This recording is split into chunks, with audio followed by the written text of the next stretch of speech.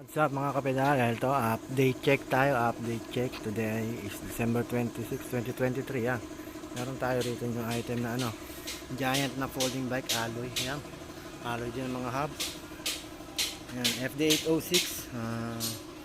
Yan. Nakashimano rin yung carrier niya. May foam na. From Japan pa yan. Giant din yung saddle niya. Nakashimano. Grip shift.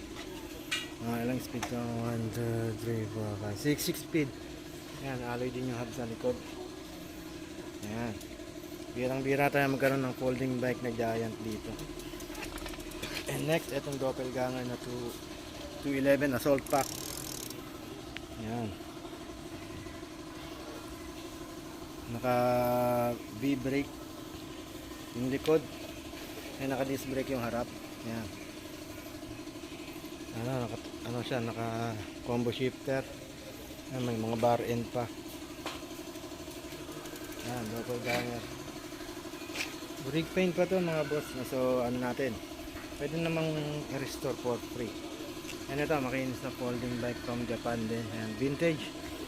Ganda nito yung ilaw nya. Working po ito. Ayan yung hub nya, halos bago. May minimal scratches lang due to ayan. Okay. Wait ko lang po. Ito pa po mga kapedal. Ito vintage na Miyata. Ayan, metal badge yan. Ito size. Ito ang ganda ng nya. Ayan, size 22 by 1.75. May design pa yung nya. Ayan, naka-emboss tong design ng gulong nya ng alloy. Ang laki ng cover niya sa chain, balot na balot. Vintage na vintage. And ito yung Albert 27 alloy na belt type. Okay, update lang. So may doppelganger tayo M6, may rear suspension, may Jeep Wrangler tayo ron na double tube. Ano pa tayo dito nakasabit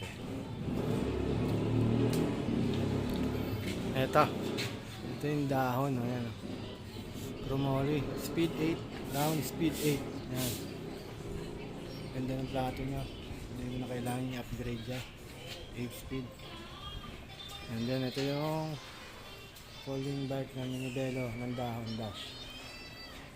Okay, naka 2x9 na yan, full alloy.